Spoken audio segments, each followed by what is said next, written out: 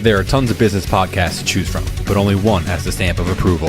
Kristin Stampini is South Florida's leading real estate entrepreneur and your trusted source for everything real estate.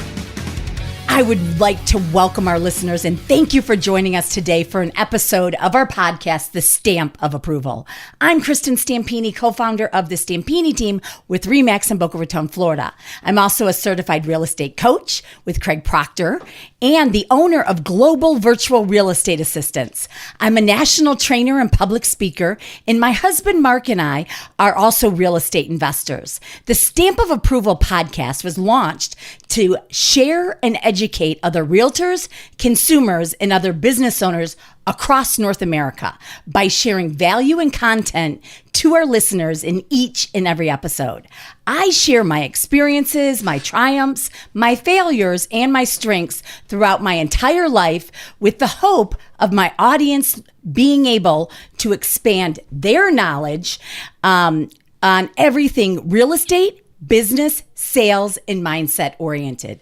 If you like our podcast, all we ask is that you please share it with others. So today I have my buddy, my friend, that's also in my office in Boca Raton at RE/MAX Services, except for I've been there for a few years and he's been there for like 20 years, is Brian Boles. So Brian started selling real estate in 1985 after spending 3 years in the front office of the Chicago White Sox as an assistant in scouting. From 1985 to 1997, Brian sold real estate in Illinois. And then Brian started his real estate career as a single agent. And still today, 34 years later, he is still the only real estate agent on his team actually selling real estate. So Brian sold over 300 homes just in 94 through 95 alone, and sold 60 homes in a 61-day period all by himself. Okay. He moved to Delray Beach in 1998, so 21 years ago. And his first 2 years in Florida, he sold $50 million in real estate. Wow. That's great, moving to an area that you know nobody. So every year, Brian is ranked in the top 100 RE/MAX agents nationwide and ranked in the top 0.5% of all agents in the United States. So Brian has refurbished properties and resold them, taught investments in real estate, taught people how to invest in real estate. And, also his brother, John Jr. managed the Florida Marlins and is now an executive with Kansas City Royals. So his nephew, Kevin, is also with the Red Sox. So welcome, Brian. Thank you. Thank you for having me today. Absolutely. So what I really wanted to talk about, because you are you do amazing marketing on your farm area. And let me just ask you some questions, first of all. So when you moved from Illinois to Delray Beach, Florida, how did you do that many sales when you first moved here? Kristin, I was really worried when I took on a new state. I didn't know how I would do, and I just took all my formulas I ever used in Illinois and applied them to Florida. It didn't grow as fast as in like the first week, but I said stick to your basic principles, stick to everything you've ever done that was successful in Illinois, and let's apply it to another state. And it was really hard because I didn't know a street, I didn't know an agent, I didn't have any contacts, so I put my own home for sale and sat in the house every day, an open house for 8 hours a day, and got to know the whole neighborhood. Wow. Now that is dedicated. I don't see a whole lot of agents doing that today. Do you? No, I think the agents are getting a little bit lazy. They need to get back to basics and remember that people are driving by and do want to see open houses. That's right. Absolutely. And so you were grunt prospecting pretty much. I mean, you got out there and you just really worked harder than anybody else. Yeah. I wanted to meet the people. Yeah. You can't meet people in your office, so I wanted to have it like my store was open every day, and I got to know the whole neighborhood, and then others would say, will you sell my home? And I knew how to talk the talk because I had been in real estate, so I wasn't intimidated by what to tell them. But selling $50 million when you first moved here in the first couple of years, I mean, that's a lot. And especially back in 21 years ago. Yeah, that was a lot. I think the most I had ever sold was 42 million. So it was a good number, and I've stayed consistently around those 30 to 40 million a year. So did you? Yeah, and you've done an amazing job. I've watched you from year to year. You're very consistent, especially again being a single agent on your team, and being the one who does all the production and everything else. That's awesome. That's really good. So when did you start farming when you moved to Florida?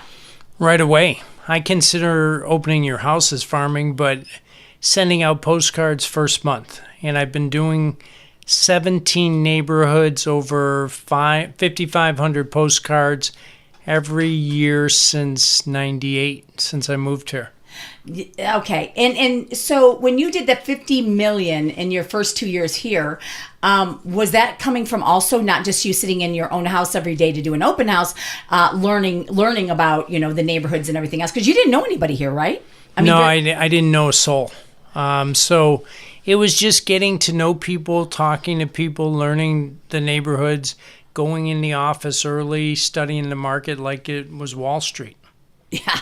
That's why you've done so well. And then how many of that 50 million you think in the 2 years came from your farming? I would say at least half. Really? Yeah. So your farming worked pretty quick. Were people doing farming back then?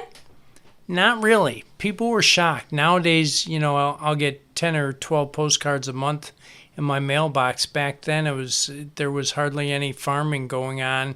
And now you see it all the time, postcards in my mailbox.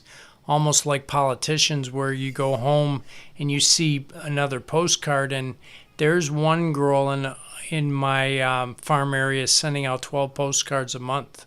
Wow. Yeah. So 12 times a month.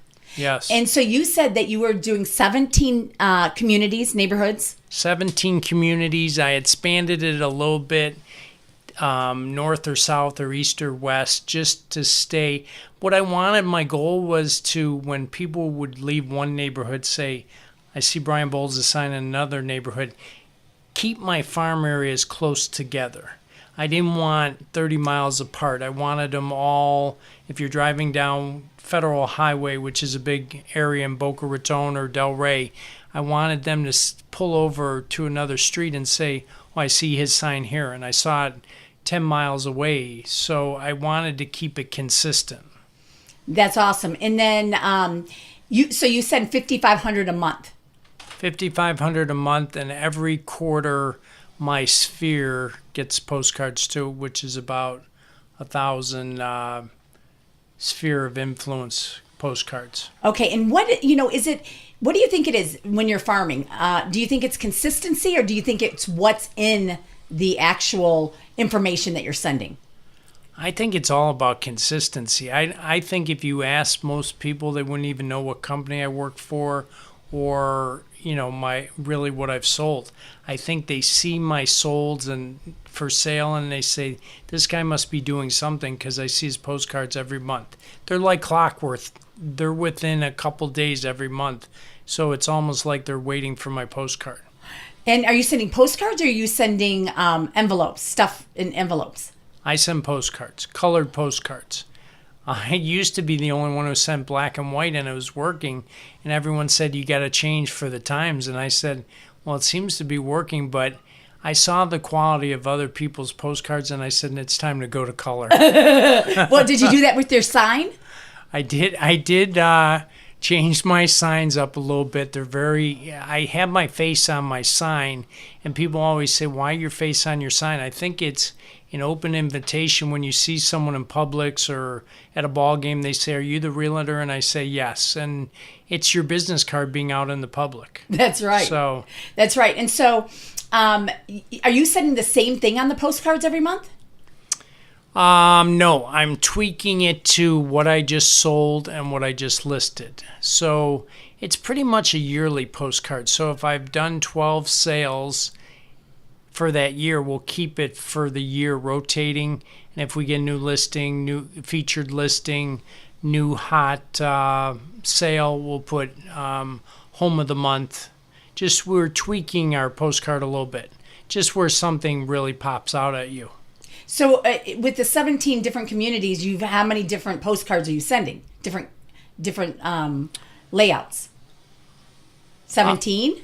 My shell is the same. The shell, for everyone who's out there, is my wording on the front and my design, and then we just change up the homes from the neighborhoods. Okay. So we're not really changing the format. Okay, and who's doing all this for you? Are you doing it yourselves, assistants on your team, or are you having a company do it for you? So at the end of the month, we prepare our postcards. So we get them to the postcard company within 1 or 2 days of the month ending. And then they're usually out on the streets by the 6th or the 7th of the new month. And they're usually hitting your home between the 7th and 10th day of the month. So I have a girl who's in my office right now designing the 17 postcards, and then we'll send them for proofs, and then they'll be out within a couple days.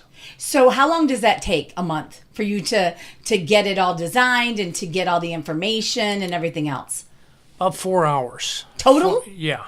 Yeah. We got it down to a science. I mean, it's not much tweaking. If I was a new agent, I wouldn't use my format for marketing with 10 or 12 homes. It might be a little too busy with all that information. I might just go with the just listed, just sold and feature one home. I think they're used to my format. The one thing I try to do is stay consistent, and it's worked for me. But if I was a new agent, I would change some things today. And what would you change? Well, if I was marketing, I would do just listed, just sold. Or if anything I did, I probably would, if I was going against the competition today, I would probably send out 3 postcards a month, do more marketing. Okay. And farming. And out of 5,500 that you send out, how many calls do you think that you get actually from the marketing that you're sending out every month? I would say 5 to 10 calls a month. It's Wow. not, yeah. Well, that's But 1%, 1 to 2%. That's pretty darn good. Yeah, I mean, if you get, so we figure our postcards probably cost us $30,000 a year with postage. So if I get 1 deal a month and 12 deals a year, let's say, but we get more than that, it's paying for itself 5 to 10-fold. Oh yeah, because if you're doing 30,000 a year, that's 12, 20. So that's 2,500 a month. Right. Okay, and at 2,500 a month, that's just one is paying for itself 3 or 4 times because Right. your average price point's pretty high. Right. So you're doing really well with that. And how many sales do you think you get a year just from your farming? Not from repeat, not from past clients, but just from your farming? I'd say about 20%. I think people always say, "How do you think you made your deal?" And I call it the wheel of sales. Where is it my sign? Is it my open house? Is it my marketing? Is it my websites? Is it my postcards? I think it's a little bit combination of everything. I haven't tracked it. Here's another point. If I was starting today, I would track my money better. Yeah. Where the lead is definitely coming from and track it. But I'm old school, so I just do it. I just remember when I first met you, I think I came to Remax and it's been about 6 years. And I remember when I first met you because I think it's really important, exactly what you're saying. I haven't been in real estate that long, but I think it's really important that you track each of your lead sources, how much money you're spending, how much return on, so everything that we do. And I remember you coming and saying, this is what I said, look at how well you do. I mean, it works for you. Why change it, right? Because you consistently, you bring home 60% that's put in your pocket. You're bringing home, you're doing, close to $1 million or over, a little bit under every single year in commissions. So you're bringing home a nice, plus you have your investments and everything else. But the thing is that why change it, right? Because you're doing something that works for you. But I agree with you for anybody else who's new, really making sure they're tracking the numbers, where it's coming from, how much they're spending, and where they're closings. But you said, just in yourself that you're doing, 5 to 10 calls. Out of 5 to 10 calls, how many of those are you actually getting appointments with? I would say about 70%. So if there's 10 calls, 7 of them, you try to set up an appointment right away, or I'll drop off my marketing information. And I think a lot of times we don't get back to the basics and write handwritten notes. Thank you for considering Brian Boles to list your home, and I'll send them a handwritten note. You do the simple things, the things that people like. We're getting involved too much with texting and not face-to-face or personal notes.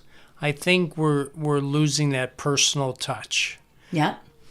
And so if you go on 7 listing appointments from your postcards, how many of those are you usually taking? I get 8. No. So I better hit. I'd be disappointed if I didn't get 5 out of 7. I once had an agent tell me, second year in the business, every listing he goes on, he gets. And I said, 100% of the listings you get? And he said, yes. I said, you're not getting enough listing appointments. If you're that good of a listing agent, you need to put yourself out of your comfort zone and not just do family members, because no one hits 100%. There's no way. That's right.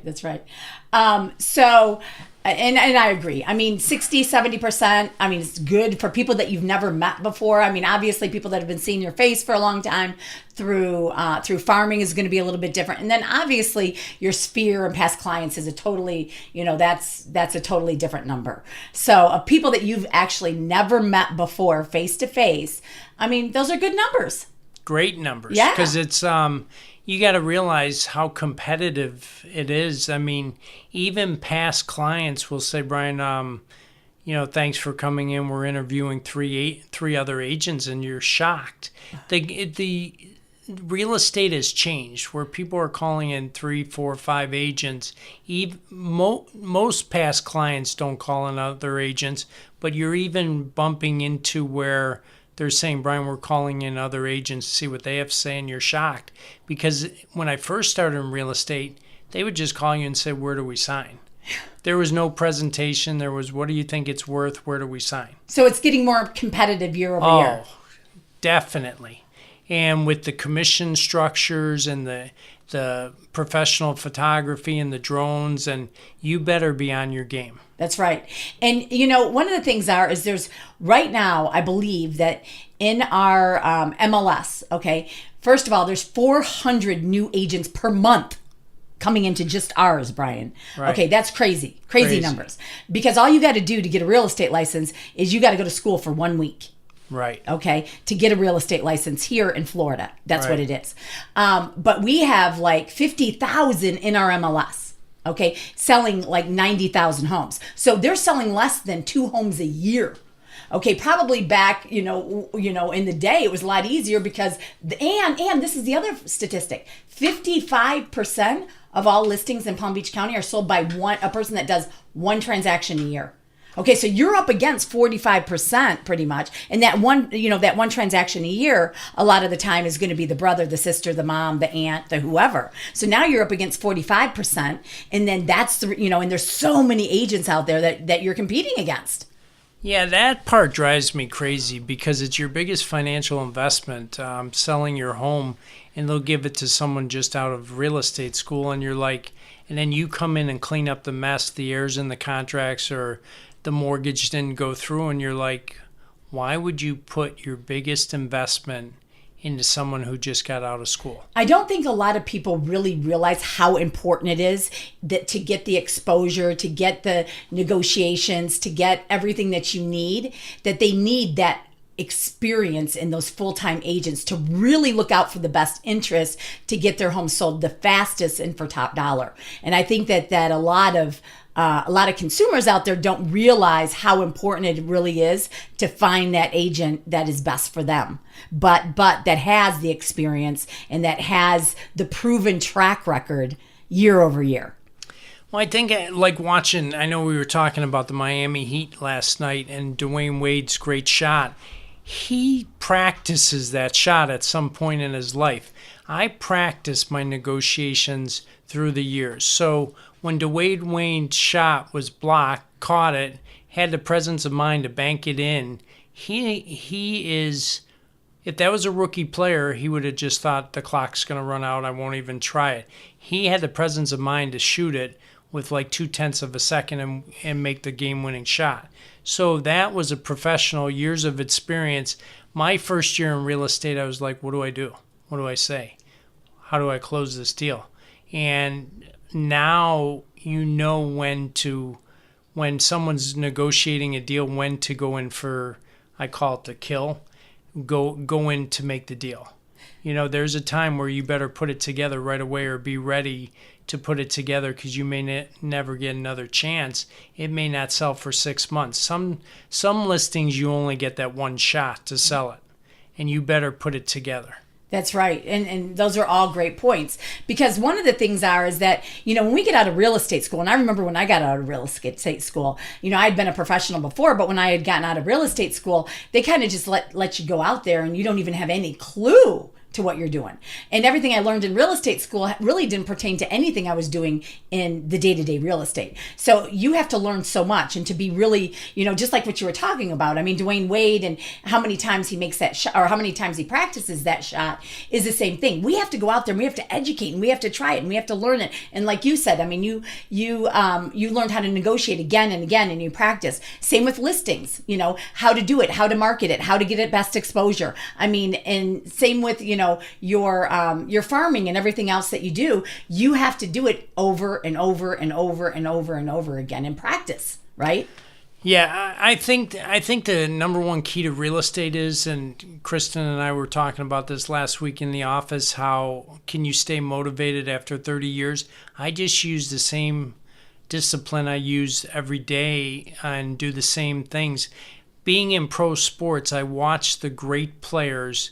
They work on their craft every day, and they work on the same thing over and over and over. And don't think that Michael Jordan didn't take 1,000 shots a day. A friend of mine told me a story once. During the playoffs, he would sleep in the locker room and work on his game. When Dwayne Wade has a bad game, he'll call his trainer and say, open the gym at 2 a.m. So you're constantly keeping up your principles and staying to what's true. When you go to the gym, when you work out hard and when you dogged it. And so it's like real estate. You are your own boss. You are the person who has to look in the mirror and say, did I try today or did I dog it? And I've seen a lot of times where people make a big deal for $2 million and say, I can just coast now off that commission, and the deal falls through. So what are you going to do next? I go into each day as if today's a new day. What deal am I going to make today? Or what contact may I make today? What's going to grow my business down the road? Yep. So, okay, perfect. Now, I just want you to give 3 tips to our listeners out there of how you've been successful with farming, and what you would give them to do, agents. What would you give them to do if they wanted to start farming? What are the important things to do? First thing I would do when I start farming is get on the MLS, make sure you're farming an area where there are homes being sold. You don't want to farm an area where there's only 2 closings a year. You want to make sure there's like 20, 30, 40, 50 deals a year. The other thing is, if someone is doing 70, 80, 90% of a farm area, you might not want to go after that area because he's kind of cornered the area, or she. So I look at where there is a farm area that there's 10 agents maybe doing 5 deals each, and I think there's an opportunity there because no one has cornered a certain market.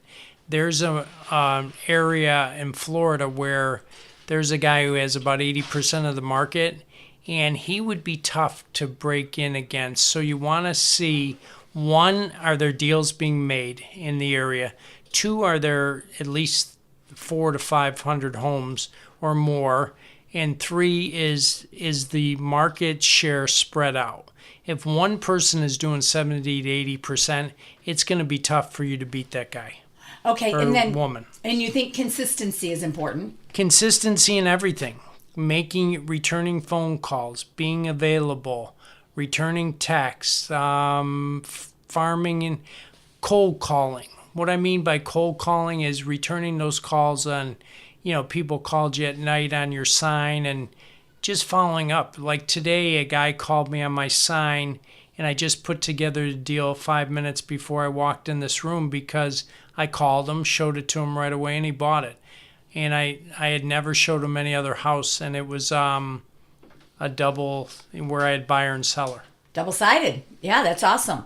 Okay, Brian. Wow. Thanks for your expertise today. Brian Boles, Boca Raton, Florida, RE/MAX Services with me. Awesome to have you.